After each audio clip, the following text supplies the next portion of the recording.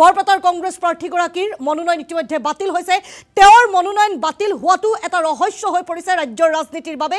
আজি যেটো আনুষ্ঠানিকভাৱে ঘোষণা কৰিছে, গতিকে প্ৰথমে সবিশেষ তথ্যখিনি আপোনাৰ পৰা জানি ল'ব বিচাৰিছো। কে জামান চৌধুৰী। দৰ্শকসকলক এই মুহূৰ্তত এই ডাঙৰ খবৰটো আমি দৰ্শকসকলক জনাইছো। অৱশেষত সকলো জল্পনা কল্পনাৰ এই মুহূৰ্তত অন্ত পৰিছে। এই মুহূৰ্তৰ এই ডাঙৰ খবৰটো আমি দৰ্শকসকলক জনাইছো। সকলো জল্পনা কল্পনাৰ অন্ত পৰিছে আৰু অৱশেষত নিৰ্বাচন আয়োগৰ চূড়ান্ত সিদ্ধান্তটো আহিল। নিৰ্বাচন আয়োগে চূড়ান্ত সিদ্ধান্ত এইটোৱে গ্ৰহণ কৰিছে আৰু সিদ্ধান্তটো হৈছে যে কংগ্ৰেছৰ যিগৰাকী প্ৰাৰ্থী আছিলে মহানন্দ চৰকাৰৰ মনোনয়ন পত্ৰ বাতিল বুলি এই মুহূৰ্তত নিৰ্বাচন আয়োগে ঘোষণা কৰিছে। বৰপেটা জিলা নিৰ্বাচনী বিষয়াই এই মুহূৰ্তত ঘোষণা কৰিছে আৰু ইয়াৰ লগে লগে মহানন্দ চৰকাৰে যে আগন্তুক বিধানসভা নিৰ্বাচনত প্ৰতিদ্বন্দ্বিতা কৰিব নোৱাৰিব সেয়া এই মুহূৰ্তত নিশ্চিত হৈ পৰিছে। আৰু তাৰ সমান্তৰালকৈ আমি উল্লেখ কৰিব লাগিব, আমি দেখিছিলোঁ যোৱাকালিৰ দিনটোত আমি যদি চাওঁ তেন্তে আমি দেখিছিলোঁ অগপৰ যিগৰাকী প্ৰাৰ্থী আছে দীপক দাসৰ প্ৰাৰ্থীসকলে কালিৰ দিনটোতে তেওঁলোকে ফটকা ফুটাই তেওঁলোকে উল্লাস কৰা পৰিলক্ষিত হৈছে। আৰু আজিৰ দিনটোত তেওঁলোকৰ কাৰণে অৱশেষত এই ভাল খবৰটো আহিছে আৰু ভাল খবৰটো হৈছে যে তেওঁলোকে এই মুহূৰ্তত আৰু অধিক ফটকা ফুটাব পাৰে, কাৰণ কংগ্ৰেছৰ প্ৰাৰ্থী বা বিৰোধীৰ প্ৰাৰ্থী এই মুহূৰ্তত নিৰ্বাচনী যুঁজত নাই। এই মুহূৰ্তত অগপৰ বাবে এই বৰপেটাৰ আসনখন এক প্ৰকাৰৰ মসৃণ হৈ পৰিছে। অৱশ্যে দুগৰাকীকৈ নিৰ্দলীয় প্ৰতিদ্বন্দ্বী আছে যদিও এই দুয়োগৰাকী নিৰ্দলীয় প্ৰতিদ্বন্দ্বীৰ আচলতে তেওঁলোকে কিদৰে ইমান শক্তিশালী এটা আচলতে এটা শক্তিৰ বিৰুদ্ধে, যাক NDAৰ শক্তিৰ বিৰুদ্ধে তেওঁলোকে কিদৰে যুঁজিব সেয়া সহজেই অনুমেয়।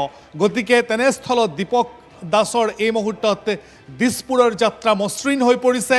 ৰাজ্যৰ ৰাজনীতিৰ এই ডাঙৰ খবৰটো আমি দৰ্শকসকলক জনাইছোঁ।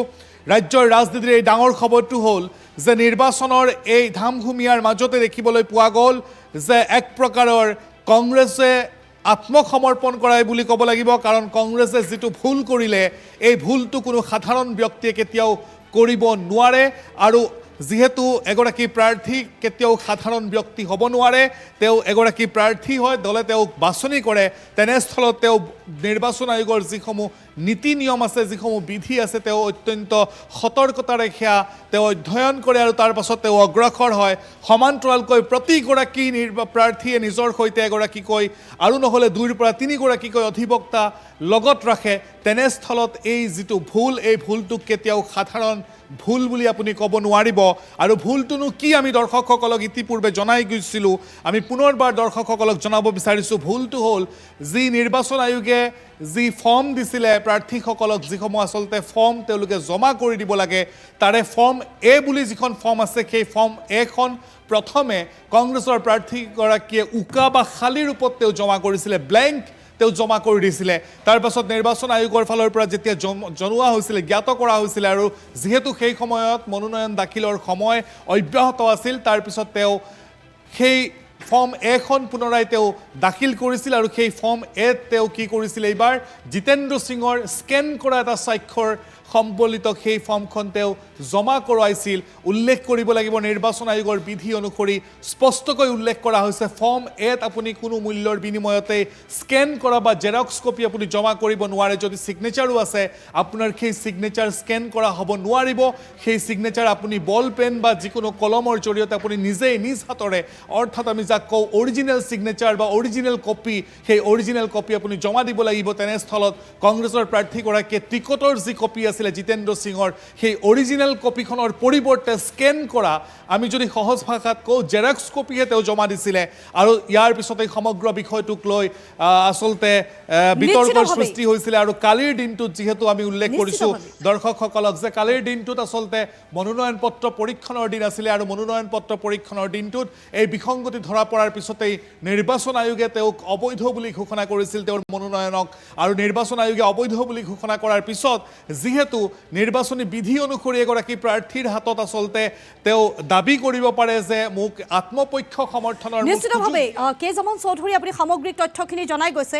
হয়, সমৰ্থনৰ সুযোগ তেওঁ দাবী কৰিছিলে নিৰ্বাচন আয়োগে আজিৰ দিনটোত 11:20 সময় দিছিলে কিন্তু দেখিবলৈ পোৱা গ'ল গোটেই দিনজোৰা আচলতে এই সমগ্ৰ প্ৰক্ৰিয়াৰ অন্তত এই মুহূৰ্ততে চূড়ান্ত সিদ্ধান্ত আহিছে ময়ূৰী নিশ্চিতভাৱে কেজামান চৌধুৰী আপুনি সামগ্ৰিক তথ্যখিনি জনাই গৈছে এই মুহূৰ্তত আপোনাৰ জৰিয়তে আন এটা বিষয় আমি জানিব বিচাৰিছোঁ আপোনাৰ জৰিয়তে আমি সকলোৱে জানো যে ৰাজনীতি যিমান জটিল সিমান কুটিল এই কথা আমি সকলোৱে জানো গতিকে এই যি ভুলৰ কথা আপুনি কৈছে যে কংগ্ৰেছে এনেকুৱা ভুল ইমান অজ্ঞাতে কৰিব নোৱাৰে গতিকে সেই ভুলৰ পিছতে মনোনয়ন বাতিল হোৱাৰ সেই খবৰ বুবু বাবা হোৱাৰ সময়ছোৱাতে আমি সকলোৱে জানো যে ৰাজনীতিত এডাল কলম যেতিয়া তলত পৰে তেতিয়া বৃহৎ শব্দ হয় গতিকে এনেধৰণৰ কাৰ্যক এনে মনোনয়ন বাতিলৰ কাৰ্যত এক প্ৰকাৰৰ মেনেজ হোৱা বুলি ক'ব পাৰি নেকি বা জিতেন্দ্ৰ সিঙৰ জ্ঞাতসাৰে এই সকলোবোৰ ব্লুপ্ৰিণ্ট ৰচনা হৈছিল বুলি এতিয়া ৰাজনীতিত চৰ্চা চলিছে নেকি কেজামান চৌধুৰী ময়ূৰী মই আপোনাৰ প্ৰশ্নটো ভালকৈ শুনা নাই তথাপিও আপুনি যিটো প্ৰশ্ন মই যিমান দূৰ গম পাইছোঁ আপুনি কৰিব বিচাৰিছে যে এই সমগ্ৰ প্ৰক্ৰিয়াটো আচলতে ভুলটো কিদৰে সংঘটিত হ'ল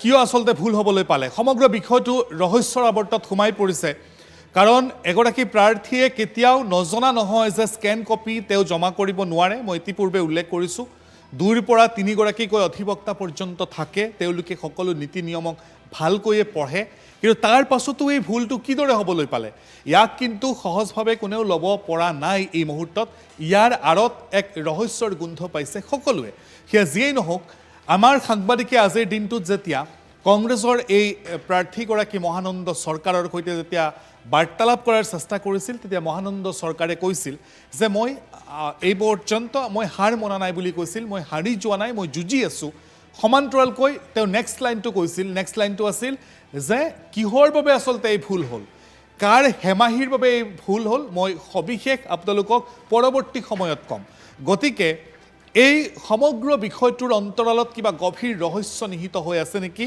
তাৰ বাবে আমি কিছু সময় অপেক্ষা কৰিব লাগিব কংগ্ৰেছৰ প্ৰাৰ্থীগৰাকীয়ে বিষয়টোক লৈ কি স্পষ্টীকৰণ দিব বিচাৰিব সাংবাদিকৰ সন্মুখত সেয়া লক্ষণীয় হ'ব কিন্তু সেয়া যিয়েই নহওক এই মুহূৰ্তৰ এই ডাঙৰ খবৰটো হ'ল যে ৰাজ্যত কংগ্ৰেছ অসম জাতীয় পৰিষদ ৰাইজৰ দল আৰু বামপন্থী শিবিৰৰ যি বিৰোধী ঐক্য এই ঐক্যত এই মুহূৰ্তত এক চূড়ান্ত আঘাত হানি নিৰ্বাচন আয়োগে কংগ্ৰেছৰ বৰপেটাৰ প্ৰাৰ্থীগৰাকীৰ মনোনয়ন পত্ৰ এই মুহূৰ্তত নস্যাৎ কৰিছে নাকচ কৰিছে